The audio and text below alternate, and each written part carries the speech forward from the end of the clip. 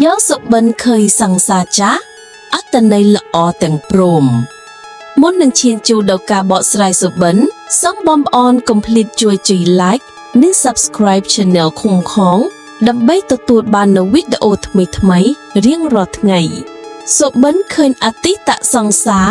អាចបកស្រាយបានពីរយ៉ាងទាំងផ្លូវចិត្តនិងជំនឿ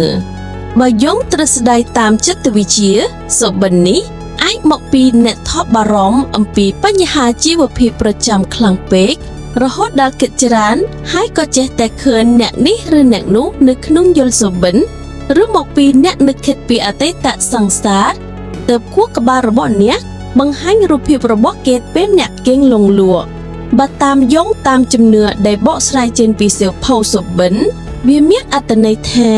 អ្នកហៀបនឹងទទួលបានលៀបសំណាងព្រោះតែការព្រួយបារម្ភពីបញ្ហាកន្លងមកចាប់ផ្ដើមសាប់រលាបហើយរឿងល្អៗនឹងចូលមកជំនួសក្នុងពេលឆាប់សម្រាប់អ្នកនៅលីវក្នុងរយៈពេលនេះអ្នកអាចជួបមនុស្សដែលខ្លួនពេញចិត្តវាជាស្នេហាថ្មីដែលភ្លឺស្វាងជាងអ្នកមុនមិនតែប៉ុណ្ណោះអ្នកនឹងមានមនុស្សចំរោមចង់ស្គាល់និងចង់រាប់អានជាพื่อนមិត្តក្នុងន័យការងារអ្នកនឹងមានការរីកចម្រើនក្នុងទិសដៅល្អប្រសើរព្រមមានឱកាសទំនាក់ទំនងជាមួយបរទេសឬដៃគូបរទេសនឹងទទួលបានជោគជ័យតាមការរំពឹងទុក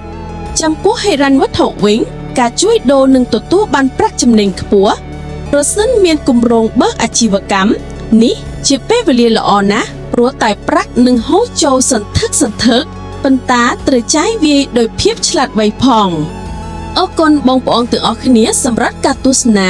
សូមកុំភ្លេចជួយ like និង subscribe channel ខៀមផងដើម្បីទទួលបាននូវវីដេអូថ្មីៗរៀងរាល់ថ្ងៃ